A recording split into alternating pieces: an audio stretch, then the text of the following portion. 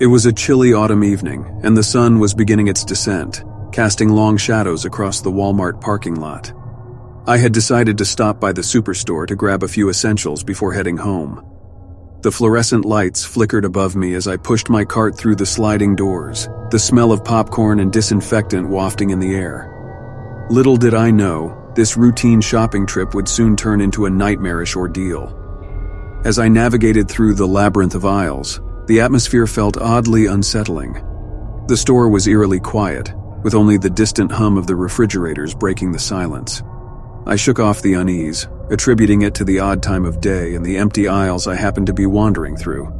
I made my way to the canned goods section, searching for some soup to ward off the encroaching cold.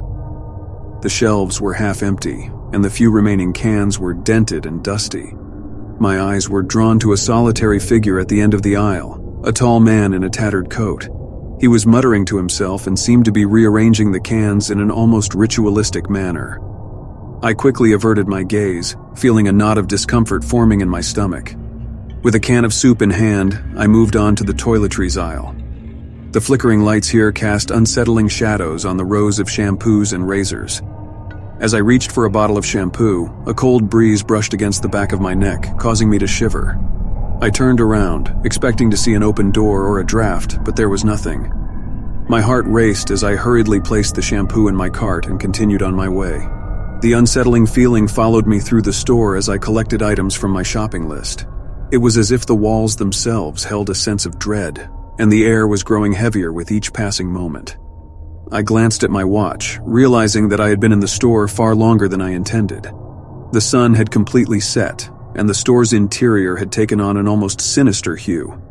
As I made my way to the checkout lanes, I noticed that there was only one lane open, and a long line of customers had formed. I sighed, resigned to the fact that I'd be here for a while longer.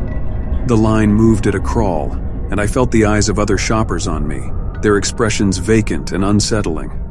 The cashier, a young woman with tired eyes, scanned my items without a word, her movements mechanical and devoid of any warmth. Just as I was about to pay, the lights in the store flickered and went out for a brief moment. The collective gasps of the customers echoed through the darkness, and a feeling of panic began to take hold. When the lights flickered back on, the line ahead of me was gone, and the cashier was nowhere to be seen. My heart raced as I turned around, only to find the store eerily empty. The other customers had vanished, leaving behind their abandoned carts. A shiver ran down my spine as I realized I was alone in the store, surrounded by the humming of the fluorescent lights and the faint rustling of unseen movements. I stumbled back, knocking over my cart in the process. The items I had meticulously selected were scattered across the floor, and a sense of dread settled over me like a heavy fog. I hurriedly gathered my belongings, my hands trembling as I tried to make sense of the situation. The once familiar aisles now seemed like an endless maze, and the thought of finding my way to the exit was suffocating. Every shadow seemed to hold a lurking presence, and the distant echoes of footsteps reverberated through the air. With my heart pounding, I began to walk briskly toward the store's entrance. The sliding doors stood open, revealing the pitch-black night outside. As I stepped onto the pavement, the doors slammed shut behind me with a resounding bang, causing me to jump.